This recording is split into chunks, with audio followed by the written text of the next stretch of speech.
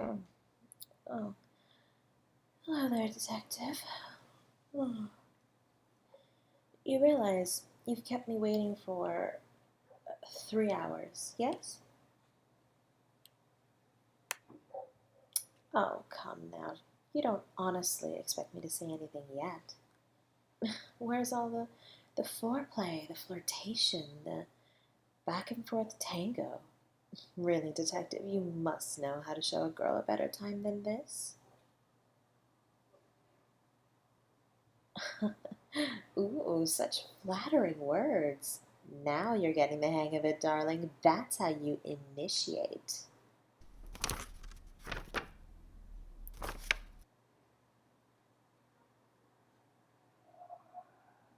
Detective, I have no idea what you could possibly mean.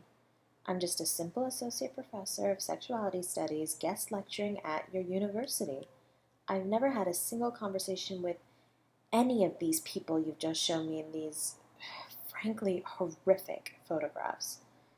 If you're going for a nausea factor, kudos, you've certainly reached it. Oh, these poor people.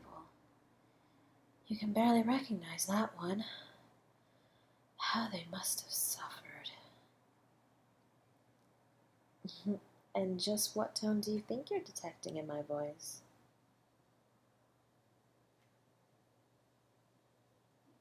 Someone who gets off on the pain of others, who enjoys dominating and inflicting that kind of pain? My, how sordid. You really have been delving into my past. What will people think?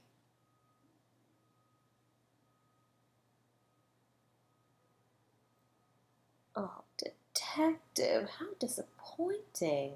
Surely you don't equate a little consensual rough play with murder. Using a lash to get those endorphins running in a willing partner is very different from using humans as knife sharpeners. How did I...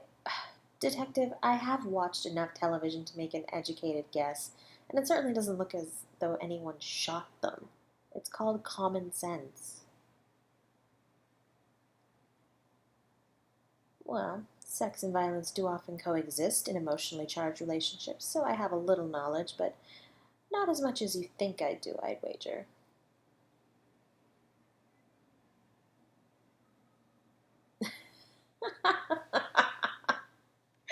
How would I have killed them? Oh, come on, detective. That's so blatantly transparent.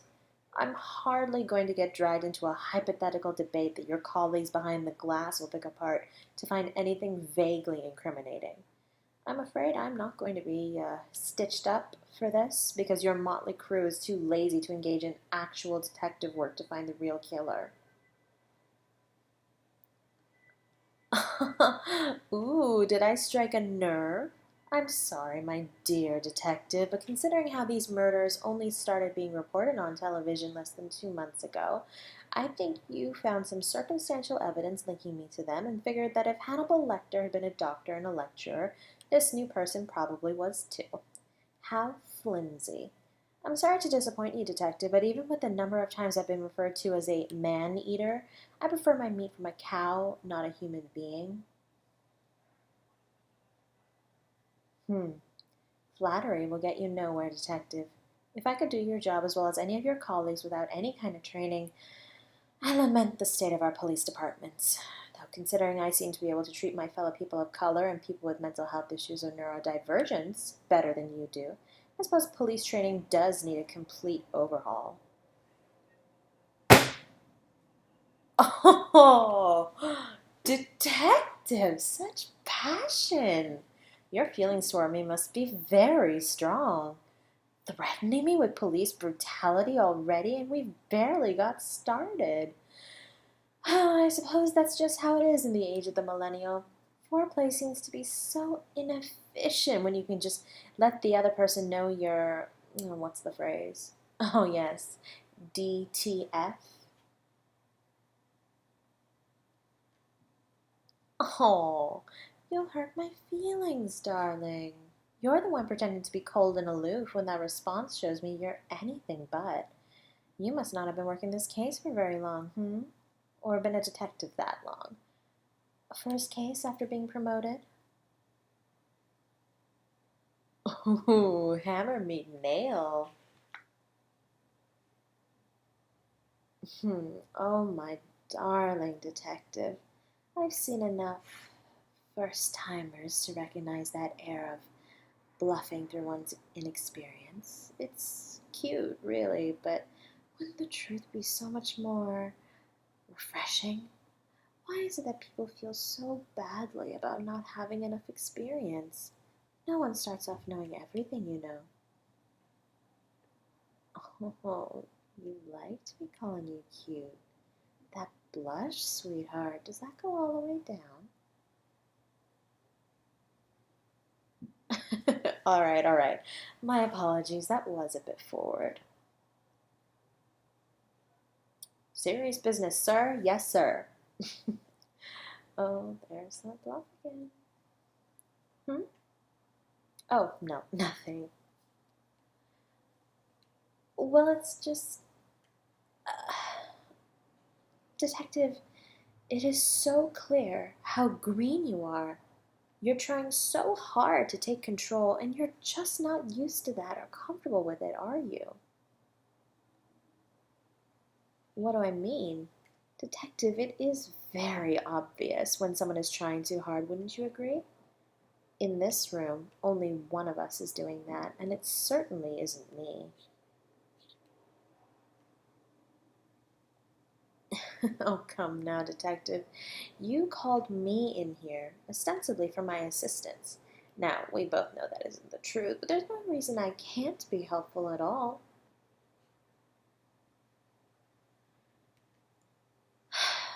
Detective, I'm sure I don't need to tell you how to do your job. You're obviously a very capable person, but maybe asking where I was and what I was doing before asking me why I supposedly did this might be in order.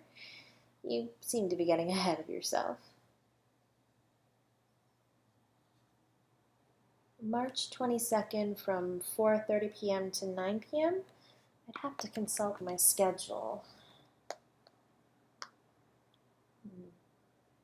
Ah, yes. I would have been in classes until 7, and then I went to dinner with one of my colleagues. We stayed for drinks. I didn't get home until well after midnight. Next? April 14th from 6 a.m. to 10 a.m. Yes, I would have been at home, just waking up. I had a guest. I made them breakfast, saw to their needs, and drove them home at 11:30. Yes, in the morning. June 22nd from 3 p.m. to 7. Oh, there was a conference that day. I stayed until 4, and then we were treated to dinner by the organizer at 6. I left the restaurant at 8 o'clock and took a taxi home. I was there alone for the rest of the night, but the night porter at my building would have seen me arrive.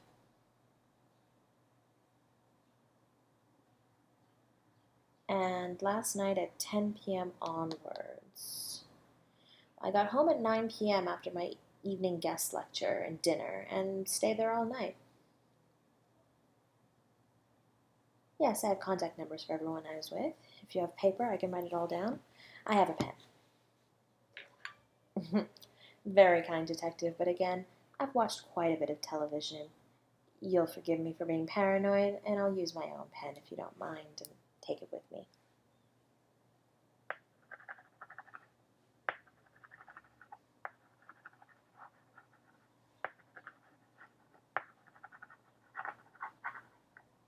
There. My colleagues, my overnight guest, and the porter of my building.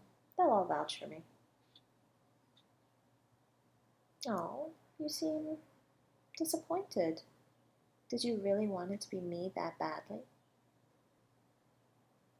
Yes, because everyone looks that defeated to be proven wrong.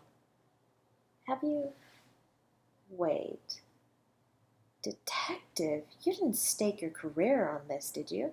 Did you pull some asinine idea where you told your superior it had to be me and then you foolishly staked your career to get this case when they brushed you off? Oh my God!